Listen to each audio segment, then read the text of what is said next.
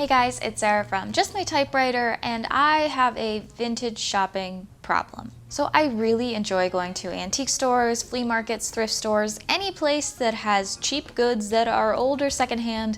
I'm a big fan, and what this leads to is I often tend to visit the same places over and over again, which is great. It's great to have a local haunt, but one thing I've noticed is that some places have better turnover than others. When people are looking for a typewriter and they're asking me where they should go, I often recommend you go to places where you can test out your machine. Places like meeting up with someone on Facebook Marketplace, a yard sale, a thrift store, or an antique store. But the problem with some of these places is that they might put a typewriter in their stall and then it might sit there for a while. And a lot of people will bang on the keys, it could damage the machine. And the big thing that I think really falls into this category or falls into consideration is how long is something going to sit there? So I went back to the same antique malls that I visited earlier this year. When I first moved to my new area, it was about July of last year, I went to two different antique stores. I went to a place called Old Engine Works and a place called Pocono Peddler's Village. And I went there and then I didn't go back for like 6 months. The next time I visited them was in March of this year, and it looked like some things had changed, but a few items were still the same. In fact, there was a typewriter there that was there when I went back. I went back to these same two antique stores a couple weeks ago, so about 3 months after the last time I had visited these two antique stores. And once again, it looked like a lot of the same stuff. So it got me thinking about turnover in antique stores. One thing I've heard from antique dealers before is that they don't like to put typewriters in their booths because they sit for a really long time. It takes the right person to come along and buy a typewriter. So I wanted to see just how long these things would sit. So one thing I really noticed going into both of these antique stores, again for a second time, or I guess third time, was that a lot of the things seemed very similar. Now there are ways that you can make an antique booth look a little bit different over time. You can theme out your antique booths. There's this whole contingent of retailers who are on YouTube who do booth resets for their antique booths, and I think that's a really interesting way to kind of make your booth look more interesting, make it seasonal, swap out the products. Rotating contents in your booth attracts more people to come through the area, because if you have the same thing over and over and over and over again, why would I come back if it's still the same stuff? So as I was walking through Pocono Peddler's Village and through Old Engine Works, I realized a lot of the booths stayed the same, but there were a couple booths that had changed things around, had moved products. And so as I was looking at some of the marquee items that I noticed last time, things like these clocks or the pepper shakers, which by this time were sold and kind of disappointed about, or even some of the typewriters that I had noticed before. Some of them had moved in the store, and when something moves in an antique store, even if it's within a booth or if somebody owns a couple booths and it moves, it can really make it stand out. Another thing that I noticed this time is I was with my mom. This time I went through the antique store and we went the opposite direction of how I normally go in antique stores. Normally I start going one way around the loop. My mom naturally went the opposite direction. And when you go a different way in an antique store, you can notice different things, like how my fridge has turned on, and you're just gonna hear it now. I also noticed some items had moved slightly, whether that's somebody picking them up and putting them back down in another place, or somebody physically resetting their booth. This typewriter that I had seen at least 3 other times was still there, but it had moved locations, which is why I thought it had sold, because I realized it wasn't in the same spot it was before. Moving it to a different location might make somebody see it for the first time in a different way. So going a different direction around your antique mall might make you look at different things. Putting booth items in different locations or moving them from booth to booth might also result in people seeing something in a new way that they hadn't seen it before. Now, one thing that I really struggle with as somebody who sells typewriters is that I don't like to let something sit for a really long time. If I've had a machine sitting on Facebook Marketplace for a really long time, I go in and I mark down the price, because to me, if somebody's not biting at that price, it means it's too expensive. And typically I sell my machines for $50 and below.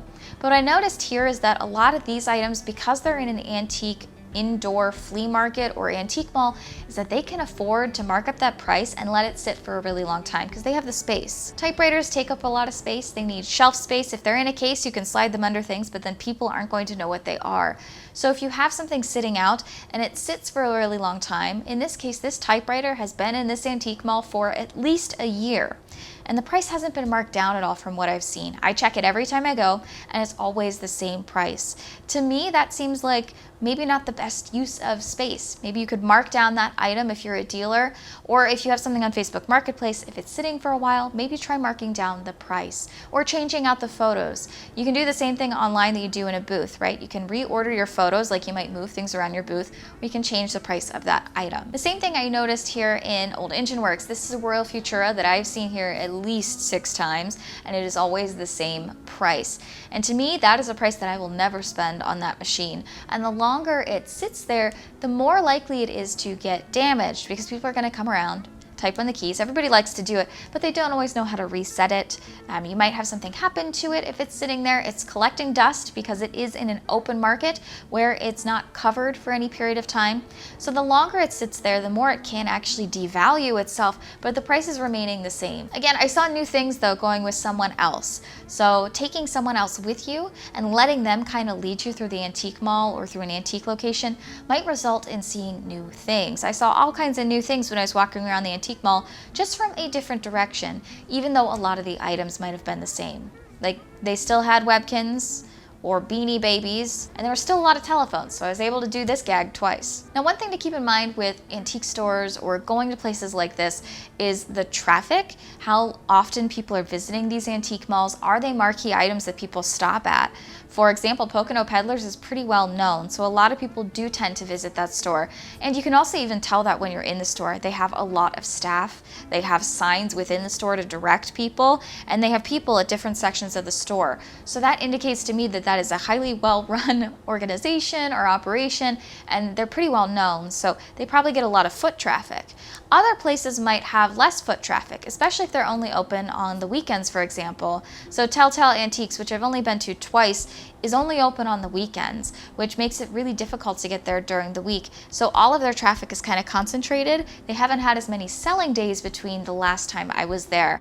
I found, however, this traffic and turnover rate can be different depending on where you go. So I found my antique malls tend to be the same over a longer period of time, but I do now have a Goodwill in my area and a Salvation Army, and I noticed those two locations seem to have pretty fast turnover. Now, this could be a variety of factors. It could be that they're open a lot longer. It could be that they have a variety of items, including clothing. That could be a draw for people. I personally think it has a lot to do with their prices. Everything in their stores are priced a lot lower than antique stores. They're not focused specifically on antique or vintage items, and they do tend to put items at a cheaper rate. The typewriter I bought there was $24.99. So that was a lot cheaper for me buying a typewriter at a location like that. So having places where you have higher turnover might mean that you can go to them more often. So location, number of visitors, number of retailers, all those things can impact how an antique mall might change over time. Now, there are items that'll sit for a while in any antique store. Items that are expensive. I've noticed furniture can sit for a really long time if it's priced really high. Taxidermy really takes the right person. I would like to be that person, but I am not that person. I find those items stay for a really long time. They're also easy to kind of keep track of because they all have faces. And typewriters are one of those items. I found that typewriters sit for a really long time unless they're priced really low. So when it comes to antiquing, I like to go to new places and try out new markets. But when I'm not traveling and I can check out my local markets, I find that I like to give a little bit of time between visiting, especially accounting for things like high turnover, traffic, if items are going to change, if the season's going to change. All of those factors can make an antique mall look different. And it's fun to take new people there because you're going to see new things. So these are just a few thoughts I had revisiting some of the same locations that I've been going to for a while in my local area. Every antique market is different, and every area is going to have a different level of price for items, a different kind of item that people are interested in, and all those factors can really impact what you're going to see in places like this. If you're interested in more typewriter content, I do some other videos on this YouTube channel as well as on Instagram at just.my.typewriter. And I thank you all so much for watching, and remind you, you're just my type. Writer. If you have any tips for going to antique malls or antique markets or thrifting, please feel free to leave them below so I can get better at it, because again, I have a problem.